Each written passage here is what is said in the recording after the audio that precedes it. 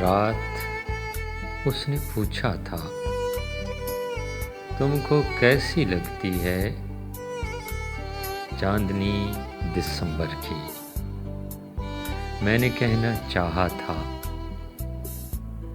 चांद हम सफ़र हो जब सालों माह के बारे में गुफ्तगू के क्या मानी।